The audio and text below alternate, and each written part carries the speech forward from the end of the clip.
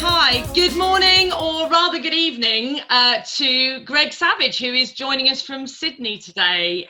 Greg, absolutely delighted to have you join me. Thank you for taking time out of your very busy schedule to talk to us. Really appreciate it. Just for anyone who is listening who isn't in recruitment, or even some of those who are in recruitment who've perhaps been hiding under a rock for the last 40 years. Would you tell us a little bit about who you are, Greg? Because Greg Savage's name is synonymous with recruitment, but for those of us who don't know. There's no reason why anyone should know, but yeah, I started in recruitment in January 1980. So that's, I guess I'm in year 41. Worked as a recruiter in Australia, in London, and started my own business when I was 27, along with two other guys. That business, Recruitment Solutions, went through a horrific recession where I learned a lot of lessons, which I'm now grateful for, not so much at the time. But, you know, it was the making of us, and 10 years later, we listed on the stock exchange, one of the most successful businesses in recruitment in Australia in that era. I also was the CEO of Aquint. Aquint is an American marketing and digital recruiter. My title was International CEO, which is a huge title for what was initially a very small job. Because for US companies, they call you International CEO when they mean everything outside of America. Right. And that was 5 offices in 3 or 4 countries, but we did grow it to 35 offices in 17 countries over 10 years. So that was after the Recruitment Solutions things, it was fantastic to get that international experience. You know, we had 2 offices in the UK and Europe, Asia, everything. So it was fun. And then the next recession, well, the one that's applicable to this was the 2009 Lehman Brothers thing. That provided me an opportunity to do a management buyout from Aquint with their support. And we took 10 of their offices in 8 countries and rebranded them Firebrand. And so it was 4 or 5 years of building that company, which I sold 7 years ago. And since then, I've been an advisor to the industry. I'm on the board of 12 recruitment companies. I'm invested in others. I'm on a few HR tech boards. These, you know, it sounds a big deal. It's not really. It's really small to medium-sized companies that have done really well, that want to go to the next level, and they basically, the owners have never run businesses that big, and they've never faced the challenges. And so that's where I can help. Having made pretty much all the mistakes in recruitment you can make, I'm useful to say, don't do that. I screwed up that way myself. And then, so that brings us to now, where the last 4 months, I guess I was faced with a choice because, you know, when COVID came along and an impending recession, I was tempted to open a bottle of Shiraz and sit on my back porch for the next 6 months and just sit it out. But I couldn't do that because I had clients who were in desperate straits, and also I had such a community of people who, not that they needed my help. I mean, they probably don't even know who I am, but I felt I had a lot to offer. So I've been putting out a lot of material, doing stuff like this. This is probably my 40th, no kidding, webinar in 4 months. And I'm doing it because while I'm not the font of all wisdom, or maybe not even the font of any wisdom, I'm in a very fortunate position because I've been through 5 or 6 recessions, but also I'm talking to so many owners of recruitment companies and so many recruiters. I'm gleaning what they're doing, what's working and what's not working, and I'm picking up ideas. So that is a privileged position, and I'm using that to help if I can. Yeah. And one of the things that you know, I read in the book, which I have here as well, you've got it on your desk, I've got it on my desk as well, is that you are a fantastic storyteller. You know, like you say, all those lessons that you're learning, that you've learned over your career, but also that you're learning from other people now. You're fantastic at retelling those stories to illustrate the lessons that you've learned and the ideas that you have, but also that your generosity with sharing what you're learning, you know, is amazing, really. You know, I contacted you back in April, I think, to say, you know, I'd love to talk to you, love to share you with my audience, and you were really honest, but you said, do you know what, I've done so many that I just need a break. I need some time out. But you have come back now and you're sharing again all what you've learned over the last 4 months. So thank you for that, because it's lovely to see in our industry as well. Well, actually, thank you. I think, frankly, it's the least one can do. It's, you know, there's a lot of people going through a lot worse time than I am, to be perfectly honest with you. Yeah, lockdown's been difficult. Yes, my income's dropped. There's not rugby. Terrible things like that have happened. But that's my bad. You know, that's the worst that's happened to me. Other people have had a much worse time. So I think we should do that. I think a lot of people in recruitment have shown their true colors in a good way. I think there's been a lot of sharing. There's been a lot of support. I think that's been very good. On your question of storytelling, because I know you're interested in leadership, I think what I learned, you know, and I've had a lot of experience. So these things are not innate. I think a good point to share with people is that leadership can be improved. You know, it's like there are natural leaders. There's Nelson Mandela and these sorts of guys and women. But you can get, it's like kicking a football or making a speech. You can get better at these things. Mm-hmm. And I learned that storytelling is the most relatable way to get people to remember your point. Yeah. And I've done a lot of public speaking, a lot of talking to groups of people, a lot of trying to, you know, even try to get my kids to see a certain view of the world, you know, which is the hardest. But if you can relate it to a story that's true and has a strong point, I get stopped in the street by people who say, I went to one of your speeches in Melbourne in 1997, literally. And they say, can't remember what it's about, but I remember that story you told. Yeah. So I think it's a very powerful tool for communicators. Yeah, absolutely. Absolutely. And going back to what you're learning at the moment, as you talk to so many recruitment leaders around the globe who are obviously facing some really challenging times, what stories are coming out of there about what people are doing to approach this and to come out of it? Well, I think I'd like to, I will address that exact question, but if it's okay, Rebecca, I'll just start by talking about the mindset of leaders that I'm learning. Fantastic. I think a lot of leaders and a lot of recruiters, you know how they talk in life about the 5 stages of grieving. If human beings have a very bad event, something terrible, they go, apparently the psychologists tell us, through denial and anger and various stages. The last stage is acceptance. And I think the stage that we've all got to get, I think we're getting there now, but it's taken a long time, is for us to accept, some haven't got there, is to accept that this situation is got a long way to go. Mm-hmm. You know, I wrote a blog and I frivolously said, we're on a marathon, which is 42 kilometers, and we're on about kilometer 5. And that's how I feel about it. I don't think that it's going to be quick. And so that has very big implications for the mindset of owners and of recruiters. And you asked about leaders.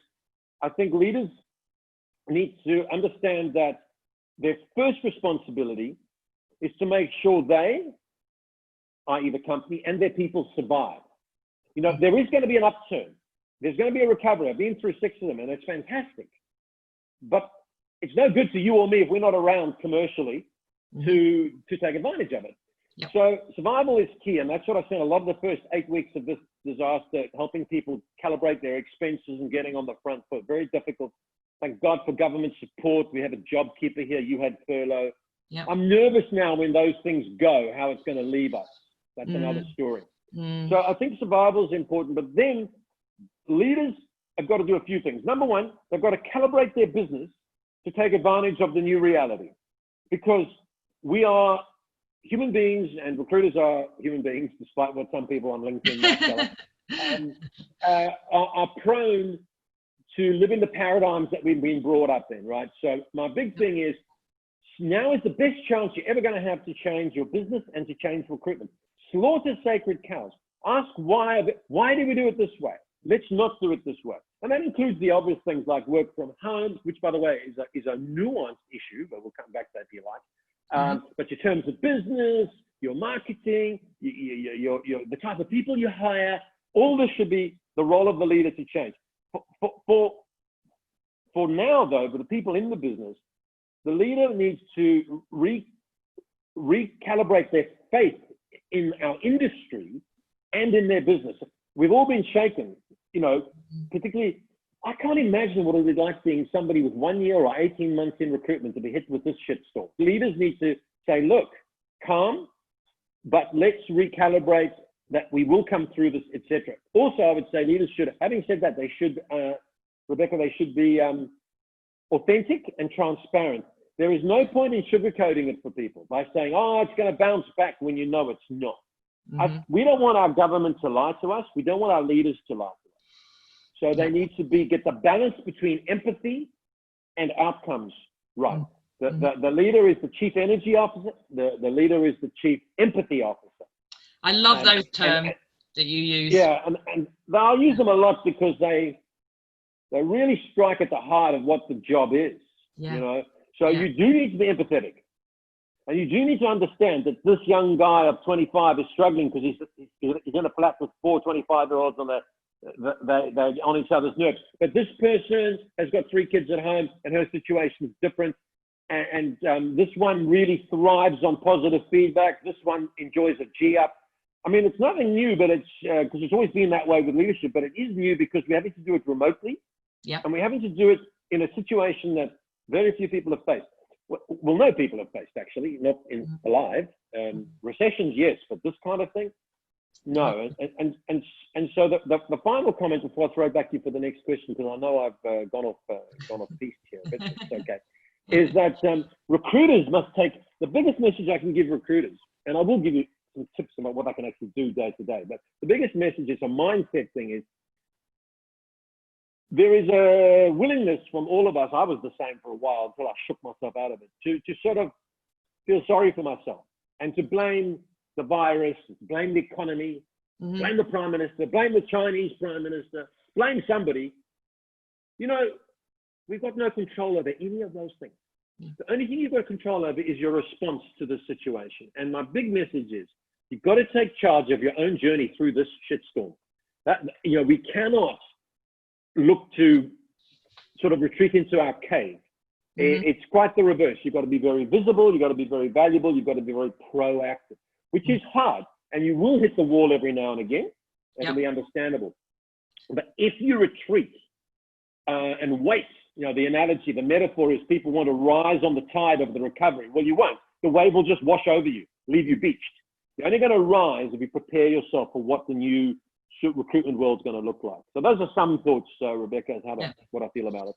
So how do it, because there's some big things in there around leadership, you know, not retreating, not you know, waiting to ride the wave, to being visible, to being honest, to being empathetic, hitting the wall. You know, they're all things that I've talked to a lot of leaders about. So what's your because it is around mindset, as you say. So how do we help leaders get to that mindset? How do we help them to get to that acceptance stage, to that I can't control it, so how do I respond to it? What sort of techniques do you use to help people? I use the well-worn, savage, loving and caring technique of showing them a spreadsheet of how their gross profit was less than their expenses and how they would lose their company and their house in 6 months if they didn't do it.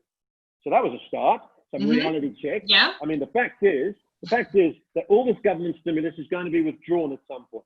Yeah. And like every other recession before, the markets are very efficient, right? And only the nimble, fit, and profitable will survive. That is a reality, right? Yeah. We've thank God the government has cushioned jobs, because otherwise it would have been cataclysmic.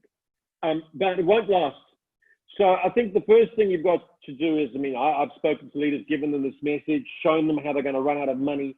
And then we've made the adjustments about cost, which can be painful. But now the rest of the adjustment is about revenue. Yeah. And we've got to accept that, yes, of course, job flow has halved or gone down 70%, but there are still people recruiting.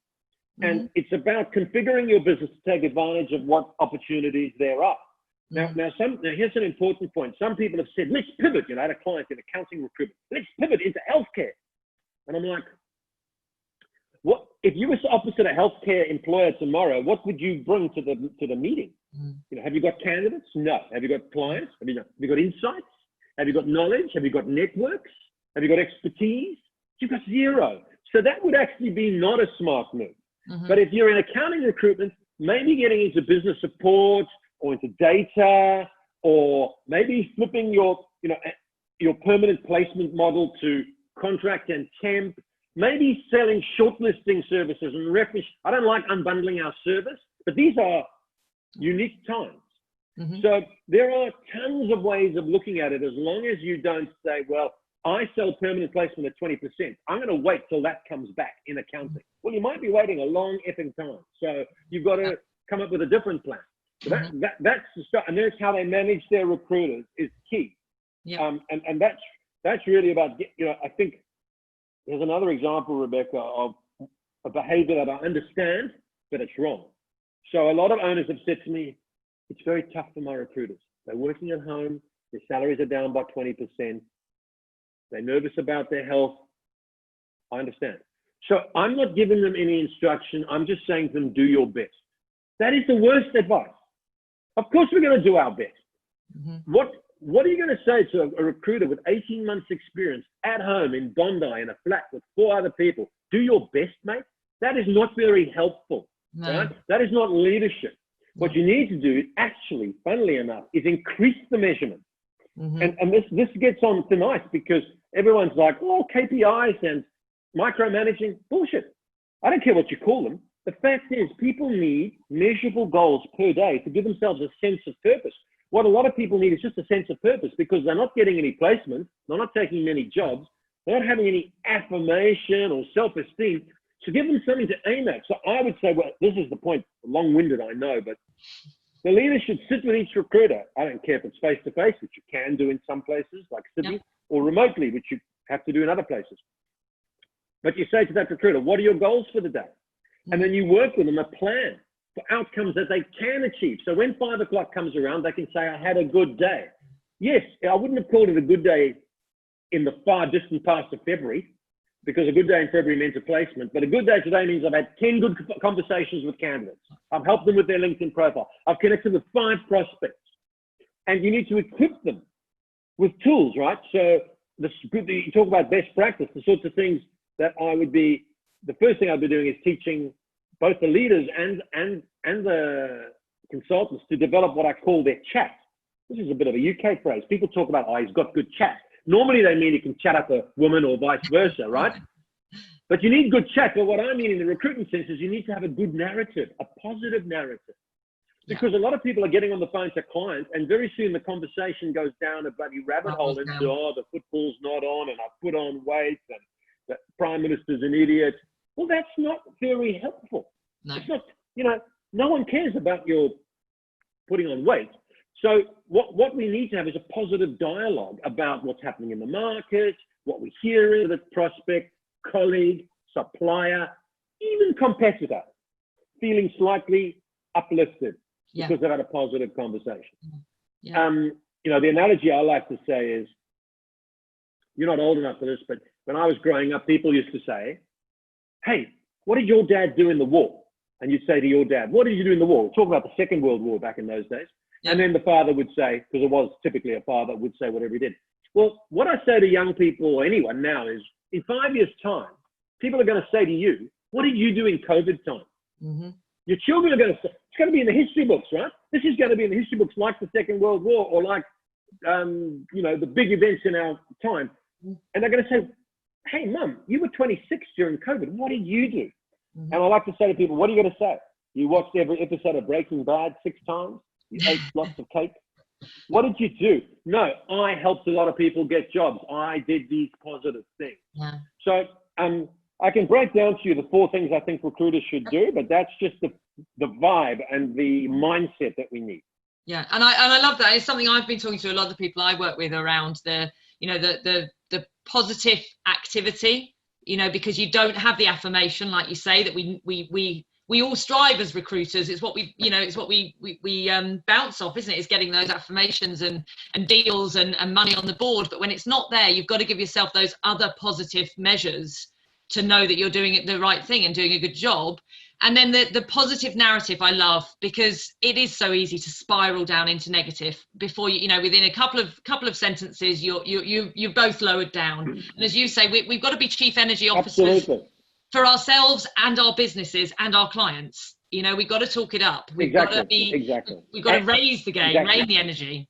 Yeah. So I love that. Yeah. And our candidates, Rebecca, and our candidates who might need it the most, Yeah. I work with a great recruiter who does a brilliant, and I think you talk about this. I saw you on Andrew Silito's recruitment summit back in April, I think it was. And I think you talked about this as well, is that, the candidate plan is, talking to your candidates on a very regular basis about, you know, in a positive way, what are they doing? What activities are they doing? How are they measuring that they're doing all the right things towards finding work? And so I work with a great recruiter who does that every Friday with his candidates, you know, just to talk them up as to what they are doing and how they're working.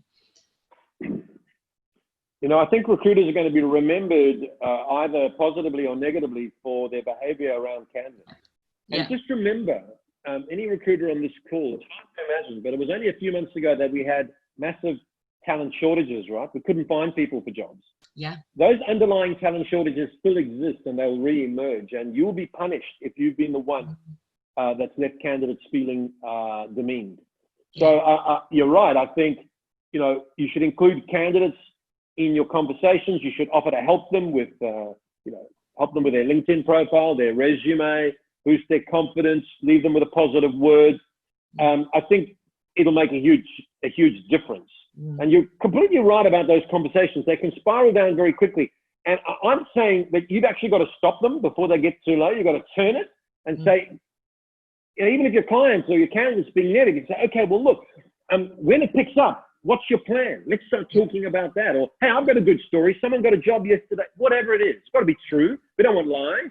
We want good anecdotes that are real, but we leave people feeling, and I'm not talking about being oblivious to the fact that this is a crisis. We can acknowledge that, but we don't have to, you know, dwell on it. And we don't have to replicate it. Yeah. You know? Yeah, absolutely. And and I think it's you know, it's so important, as you say, about the candidates, because I think people do have a short memory here of what the situation was before COVID as well. As you say, candidate shortages, markets where we were really struggling to find anyone. And yes, we've got a temporary change in that, but it will come back round.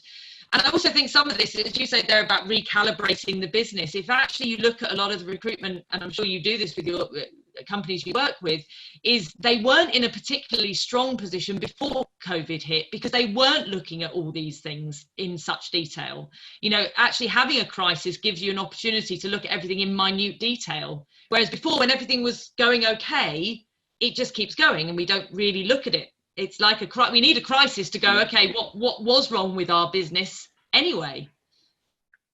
Look, you're 100% right. We were in a 10-year boom through to 2020 in recruitment. People don't realize that. You had Brexit, that was a bit of a pain in the ass, but mostly it was a boom, and it covered up the cracks of some appallingly run businesses. Yeah. And the whole business model of recruitment is flawed anyway, with multi-listed job orders. It was getting more transactional, levels of service were dropping, fees were dropping, but we still made money because of volume. Well, COVID has just sped up where we were heading with that. And so the message for recruiters is, and I'd say this for the desk recruiter, examine your behavior before COVID. And this is what a lot of you were, and this isn't going to sound nice, but it's true. You were keyword matching, resume flicking, LinkedIn spamming hackers is all you were. That's all they did, right? They matched job descriptions to resumes. They attached resumes to emails and sent them to clients, made a few interviews, made some placements. That's totally transactional. That will not fly going forward. Machines will do that. Clients want a different service. So you've got to move to relationship building and ultimately to a consultative service. Now that sounds cliched and people are going to, yeah, what does it mean? What it means is this, that you have credibility with your client so that you can ask questions, you can push back, and you can actually advise them, right? And that is how recruiters have got it. So for those recruiters on this call who want to be honest with themselves and say, you know, I wasn't very consultative, and you just ask yourself, if a client sends you a job description and said, fill this job, did you go and see them? Did you have a phone conversation? Did you qualify the job order? Or did you read the job description and go and look for candidates? That's the transactional behavior that I'm talking about. So that's got to change. And leaders need to drive that change. The smartest thing a leader could do is just say, we're only going to take job orders exclusively from now on. That's all. That'd be great. That would change the whole dynamic. In the UK, you know what the average is for people filling job orders in agencies? It's 1 out of 4. 1 out of 4. Yeah. So that means, Rebecca, 75% of the work done by recruiters in the UK and in Australia, because it's the same here, they don't get paid for. And that drives everything that's bad in recruitment: sloppy service, resume racing, poor candidate service. Yeah. COVID gives us the chance to change that if we take the chance. Yeah. And are you seeing that being done well by leaders and businesses that you're working with? Are you seeing people transition from that transactional piece to a more consultative approach? Yes and no. So you've got two responses. You've got, look, let's be honest, let's be practical. A hungry man will eat anything, right? So we've got people who are desperate, and any job order, and I understand that, but I still say, let's try and get it exclusively. Explain to the client, if you go to 4 agencies, you're going to get 400 resumes, because that's smart. But I also have clients who are starting to feel as though things are improving slightly. That's marginal. They are taking job orders. And I had one of my clients send me their new terms of business to go through yesterday. She only offers exclusive or retained. Retained is actually $3,000 up front. Yep. But a lower fee, and exclusive is the fee, but you've got to sign a document that says you're only giving it to me. If you want to give it to me and another agency, I advise you not to. But if you don't give it to me exclusively, give it to another agency. So yes, that is happening. Wow. And I reckon she might take some short-term pain, but I mean, she works in EAs and PAs, very senior level, administration, but very senior level. People get paid 130, 40 grand a year for those jobs. And they're perfect for exclusivity, but the market's been dumbed down over the years. She's going the other way. She'll end up with less orders, but she'll fill 90% of them. Yeah, but there's as you say there, the short term pain for a lot of people right now seems too hard to bear, coming out of a tough period. So what's your advice to people about how to look long term when short term is comes from the hunger and the fear, doesn't it? So how do we look longer term? Well, I think you've got to examine the reality of it. So you're hungry, you're desperate, so you take 4 jobs. Well, in the UK, you're only going to fill 1. So maybe it would be better you sold exclusivity and took 2, not 4, because then you're likely to fill 2. So there is a misunderstanding, because we're so in love with volume in this industry. More jobs. KPIs measure number of jobs. They shouldn't. They should measure number of exclusive jobs and retained jobs, because we'll fill 9 out of 10 of them. So there is a misunderstanding about that. So I think, to answer your question specifically, I would go with the sort of thing she's talking about. However, if I was faced with a situation where a client said, well, look, I want to compare you to another recruiter, I'm going to give it to 2 of you. If I had no jobs that day or that week or that month, I would say, okay, I will do it. But I'm explaining to you why it's not in your interest. The only reason I'm going to do it is I want to show you how good I am. But in your next job, give it to me exclusively. So I paved the way. Maybe it's a conversation. Yep. If I had 12 jobs on, I might walk away from that client. I mean, that's the reality. I'm not saying cut off your nose to spite your face. But, even in the good times, people wouldn't, in most cases, take this advice because they always took the view, but if I took that job, even if it's in competition, we might get the right resume up there. We might hit the jackpot. We might make a placement. But look at your numbers. You're filling 1 job out of 4. Right? So think about this. You're charging 20% for permanent placement, but you only fill 1 job out of 4. The reality is you're actually charging 5% per placement. That's the reality, because you're working 4 jobs, you're only filling 1. That's 5%. Wouldn't it be better if you charged 15% exclusively and then filled 9 out of 10? I mean, but the thing is, you have to have recruiters who can actually deliver on the promise, because if you sell exclusivity, you've got to deliver. Yeah. And a lot of recruiters have no belief that they're likely to fill a job. All they know is they're likely to fling some candidates that way. And that's got to stop. So how do we change that then? Coming down to the desk, at the desk level for the recruiters, how do we help them? How do we reset their mindset around what this job is about, this industry that we work in? How do we give them faith again in it? Well, you spend some time educating them on what I've spoken about today. You give them training on how to spell it. The first thing is the recruiter has to believe that exclusivity is in their interest, which is not hard to explain to a recruiter. But the recruiter has to believe that taking a job exclusively is actually in the interest of the client and the candidates. And it is. Yeah. Actually, I published a blog today with a 10-minute video on that very topic. Have a look at that. Yeah. If you can get recruiters to believe that it's in the client's interest, they will sell it. Then give them the tools to sell it, which you can get trained on, and then make it the company ethos and give them the terms of business to support it and help them do it. And as I say, on that video, which is on my blog today, I told a story of 2 recruiters I know. One who is taking 6 jobs a month. This is pre-COVID story. One is taking 6 jobs a month and filling 5, filling $600 a year, making $250,000 a year. It's a lot of money in Australia. And sitting next to her is a guy taking 20 jobs. He fills 1 or 2 a month. He's working 60 hours a week. She's working 40. She's top of the leaderboard. She's a legend in the company. He's working 60 hours a week. He's never had a commission check, and his stress levels are through the roof. Who do you want to be? So we've got to help that guy become like her, and we will, I guess, if he's got the ability, but we will. But that's the stark reality of what faces us going forward. So I would train them, get their belief, support them, let them understand that we don't care. We don't want 20 jobs in competition. We want 6 exclusively. Yeah. Because we know with 6 exclusively in our market, we'll fill 5. Yeah. And who fills 5 jobs a month? Very few people, right?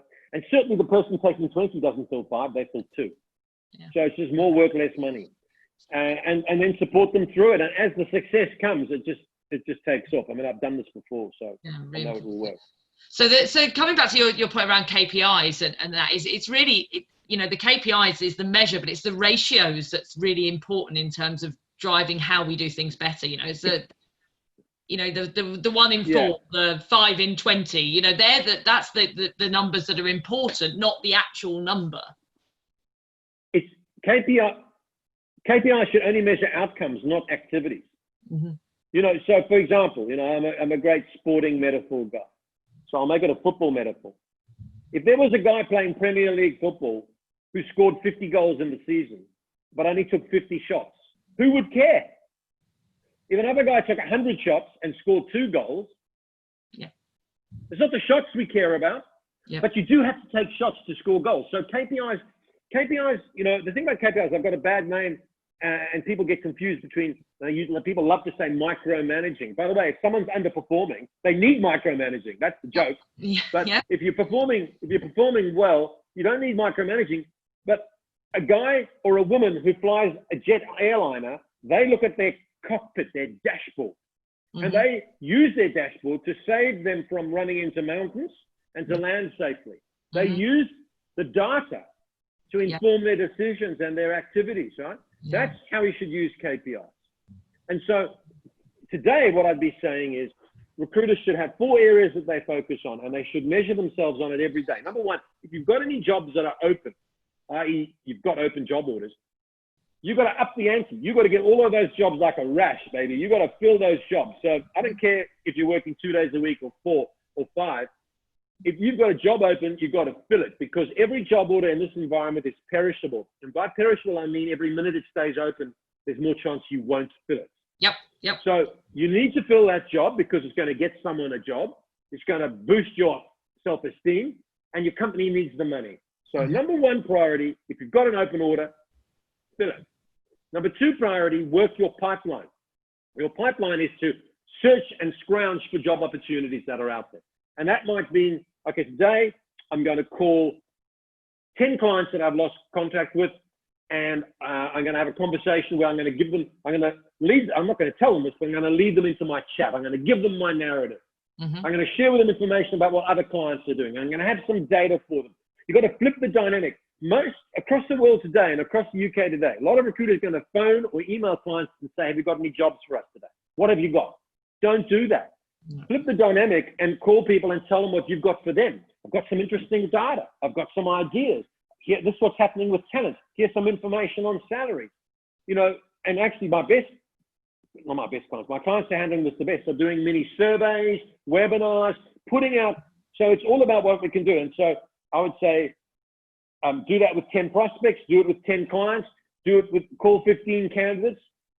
How are they going? Can I help you with your LinkedIn? How's your job search? Maybe you pick up a lead while you're doing that. I mean, there's an ulterior motive too, and I'm not ashamed about that. So we're looking for information as well as giving it. And then So that's two. And the third thing is what I call goodwill equity. This has been most important, I reckon. We should be making constant quality outbound engagement. Put that on the brain of every recruiter in the UK listening to this. Constant quality outbound engagement is, don't retreat back and feel sorry for yourself. Don't engage in negative conversations. And that quality outbound engagement is to clients, prospects, candidates, colleagues. You know, you're feeling sorry for yourself, but what about Bob, who's on his own in a flat in bloody Basingstoke, and he hasn't been out of home for, you know, what about him? Give him a call. How's he going? Yep. Suppliers, even competitors, it doesn't matter, right? So you're calling to see, what can I do to help? What's your news? Have you heard this bit of good stuff? You'll be remembered for what positive stuff you did at this time. Yeah. Not for the negative stuff you did. So, and of course, while you're having that conversation, it might turn into a lead, it may not. But if you make those calls day in, day out, and email communication, mostly calls, mostly Zoom, so that you can see people's eyes, hear their voice, leave them on an up. Over time, you build this groundswell of goodwill equity. Equity means ownership and a share of ownership. And what it means is people have bought into you. And when the time comes, they'll say, who's that perky person who called me 3 times in COVID? I'll give him a call. Yeah. And then the final thing is amplify it all on social media. Put insights. Say something positive about somebody else's thing. Introduce 2 people. Yeah. Share some good news. These are the things we want to see. And if you do those 4 things, cover your jobs in play, work your pipeline, goodwill equity, and amplify it on social media, you'll have a really, really busy day and you'll feel good at 5 o'clock. Yeah. And you'll find that jobs come in and affirmation comes back to you. So that's my template for people. It's fantastic. And I love the goodwill equity part of it. I mean, the other bits obviously are all, you know, very valid, and but that I think, and as you said, I think it's been really fantastic to see the recruitment industry as a whole showing lots of that goodwill equity over the last 4 months. You know, I've seen so much good support from, you know, people like yourself, from some of the big networks that have been putting out training and coaching and webinars and think tanks, and giving other people an opportunity to share their insights, which they may not have had before, which I think is another thing that's fantastic. It's given us all a bit more exposure to be able to share what we think, which I think is incredible. But I think it's something that people still, I don't know whether you experience this sometimes, Greg, when you're talking to people, but people still see that as sort of the soft side of what we do. You know, you get that kind of, oh, well, that's not sales, and it's not good business. It's not, they still sometimes see it as I mean, I can say this because I'm wearing it, the pink and fluffy side of it. But I think it's, I believe, and I talk to people I work with, that comes back to what you said about empathy as well. These things that we often term as the soft side of it are so important. So how do we get that across to people who perhaps are coming from a... Well, you know, it's the same as saying, well, resilience means sucking it up and not showing your emotion. And if you're a man, you shouldn't cry, because that's not that is such bullshit, right? That is complete bullshit.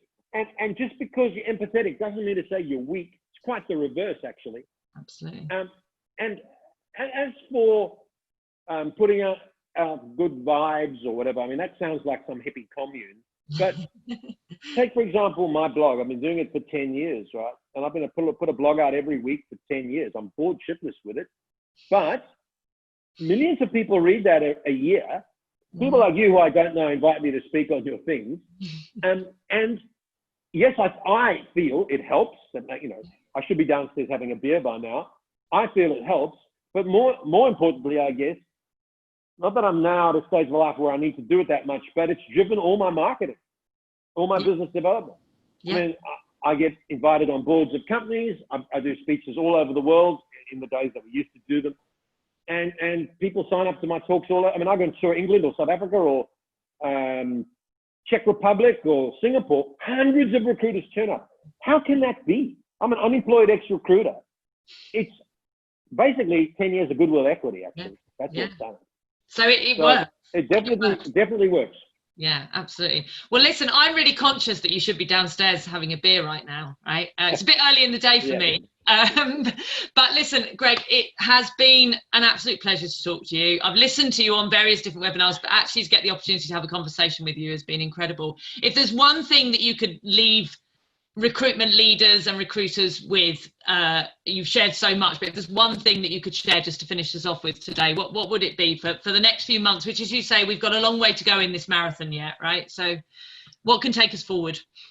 Well, I would just repeat all my comments about constant outbound engagement, disrupting your own business. But I will say this: been through 6 recessions, and in each case, tough as they were, it's provided me and those of us who got through those recessions the opportunity to leapfrog ahead. There's been fabulous opportunity, right? If you read my book, 2 or 3 of the companies that were very, very successful were born in recessions. So hang on to that. The other thing is this pandemic, I haven't been through a pandemic, but our race has, the humankind has, and we've always come through it. There's been many worse things than this. 50 million people died in the Spanish flu or whatever. It's tough. We know it's long term, but we will get through it. And I'll say this: the recruitment industry is not under threat. I actually reckon we'll come out of this with more opportunity than ever before. We've been smashed. The economy's been smashed. But as it recovers, the recruitment industry will grow far faster than the economy. Certain recruiters and recruitment companies are definitely under threat because they weren't well run, they didn't have the skills, and they're not adapting. That's true. But if you do those things, the sun will shine on recruitment again. You just got to be there to take advantage of it. Fantastic. What a great way to end, with the sun shining. How I like it. Greg, thank you so much. It's been an absolute pleasure. Thanks, and I hope to speak to you again or see you live sometime. Would be fantastic as well, when we can all do that. Take care, Greg. Bye-bye.